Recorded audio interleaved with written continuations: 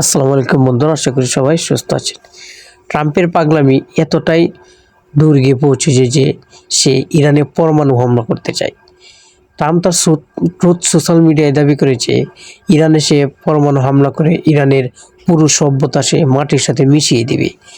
একে একে যখন তার মিত্ররা ট্রাম্পকে ছেড়ে চলে যাচ্ছে, তার অন্যায় আবদার কেউ মেনে নিচ্ছে না, ইরানের সাথে কোনোভাবে পেরে উঠছে না, তখন সে ইরানে পরমাণু হামলা করতে চায়। এখন ট্রাম্প যদি ইরানে পরমাণু হামলা করেই বসে, তাহলে কি হতে পারে? ইরানও কি বসে থাকবে? অবশ্যই না।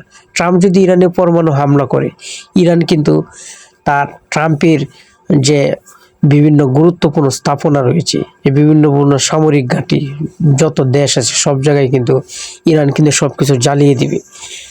ট্রাম্প ইরানের বিভিন্ন স্থাপনা, বিদ্যুৎ, তারপর গ্যাস, গুরুত্বপূর্ণ সামরিক স্থাপনাগুলো প্রায় সবগুলোতেই হামলা করেছে। শেষ পর্যন্ত সে 48 ঘন্টার আলটিমেটাম দিয়েছে। আলটিমেটাম দিয়ে সে ইরানকে বলেছে সে পারমাণবিক হামলা করবে।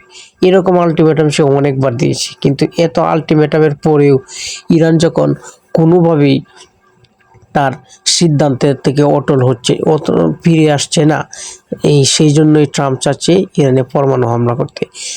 একে একে ট্রাম্পের পিছন থেকে সরে যাচ্ছে জার্মানি, ফ্রান্স থেকে শুরু করে ইউরোপের প্রায় সব দেশগুলাই।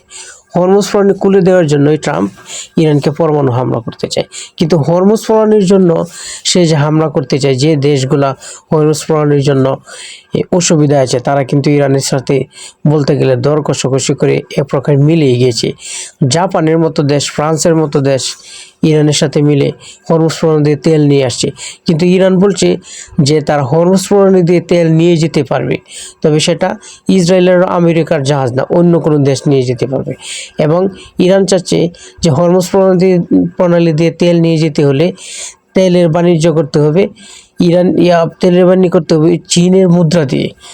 চীনের মুদ্রা দিয়ে যদি তেলের বাণিজ্য করা হয়, তাহলে ট্রাম্পের পেট্রো ডলার কিন্তু একদম 10 নেমে যাবে। এই জন্যই ট্রাম্প কিন্তু পাগল হয়ে গেছে।